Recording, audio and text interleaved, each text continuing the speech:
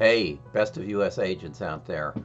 This is Kerry Grinkmeyer again. I've been talking to you over the last couple months about my learnings in real estate and how I'm building my luxury home business and expanding it now into some other avenues.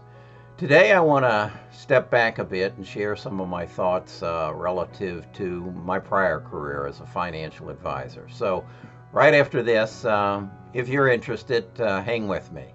Okay.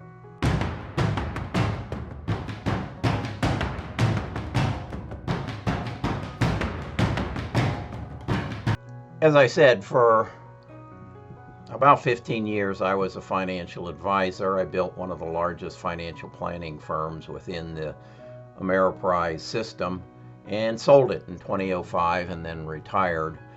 And I'm seeing a lot of things. I'm around a lot of people now who are independent contractors, and I don't know that they're doing the right kind of financial planning and setting aside. So I want to share some thoughts with you. I'm not going to get too crazy about it, but um, the first thing I want to share with you, if you've read my book, you know that I got into this business basically as a rebound and a salvation from the death of my daughter from having cancer. I needed something to do. Um, my daughter was diagnosed with cancer in, I believe it was 2002, and she died in 2014. Um, once she was once she was diagnosed, I knew that she could not buy any life insurance. But what I also knew was that if she could stay clean for 5 years, then she could buy life insurance. And as a result of that, once she was clear for 5 years, she went out and bought a $500,000 worth of life insurance, term life insurance, and it was, I guess she was about,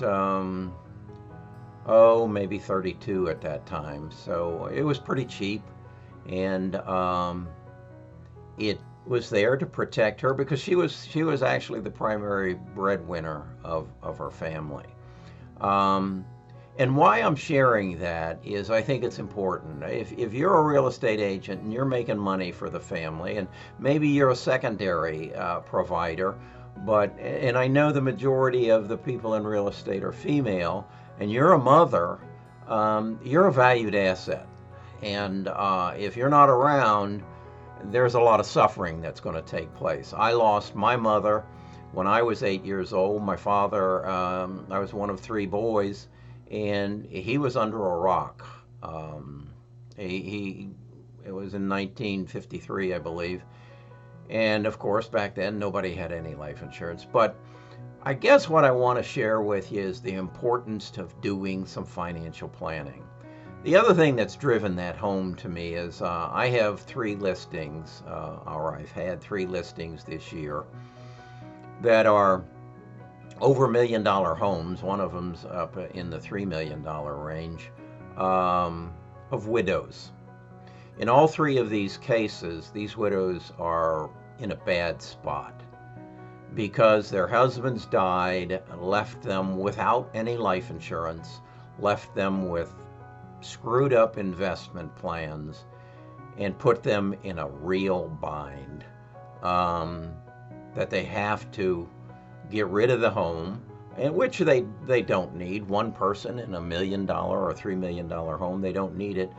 But for financial reasons, they have to get top dollar for their property, and that's becoming very difficult to do. I see a lot of this. It's going to be more and more prevalent in my generation. We baby boomers just lived on the high side and did not do much financial planning. Hell, all you got to do is look at our roads and bridges in this city, and you can see, or in our country, and you can see we live for the day, not for the future. So I wanted to share that with you. I'm going to periodically talk about other financial situations, how you might prepare for your retirement, how you might invest. Just a quick look. As I say, I was an investment advisor. I invest in stocks that are going to change the way I live. The biggest change in the way I live in the last 10 years is this thing right here. Who makes them? Apple, You don't need to own Apple stock. One of the other biggest changes in my life is Amazon.com. Yeah, I buy a lot from them, but do you know who runs every app that you have on your phone? Amazon Web Services. In fact, they make 85% of their profits off of you using your phone and the apps on your phone. You need to know things like that. You need to know who's changed your life and who's going to change your life. And then you need to ask yourself the question, if I could own any company in the world, what would it be? And I think it's going to come down to about 3, 4, 5 companies. Please don't make one of them Uber. They don't make any money. They won't make any money until they have an autonomous car and they don't have any drivers. Please don't invest in these startup companies that don't have any hard assets, whether it's intellectual property or buildings or offices or whatever, factories. There's a lot of crazy stuff going on right now. Be aware of debt. Be aware of cryptocurrency. Learn what that is and try to understand what the difference it's going to make in your future. I'll do a video on this in the future, but this cryptocurrency, I think Facebook's or Mark Zuckerberg's one is called Libra or something like that. That's backed by not only Facebook, but 100 of the largest companies in the world. Why in the hell would they want an alternative currency? That's going to have more effect on your life in the next 5, 10 years than anything around you short of your family. What's going on with our currency, with our debt? You need to be knowledgeable. I'll try to share my information. I'll try to share what I know about it and what I perceive it to be. So I'm going to take my YouTube channel in a little bit different direction. I'm going to set up a new category. It's going to be, I think I'm going to call it investments or financial. We're going to call it financial planning. And I'm going to share my opinion. If you're not interested, don't open those videos up. If you're still interested in what I'm doing with my real estate business, subscribe, become a part of bestofusagents.com and Best of US Agents Facebook group. But first of all, subscribe, hit the like button on my videos if you would, on every one of them, so that it will push me up in the YouTube algorithm and give me more prominence,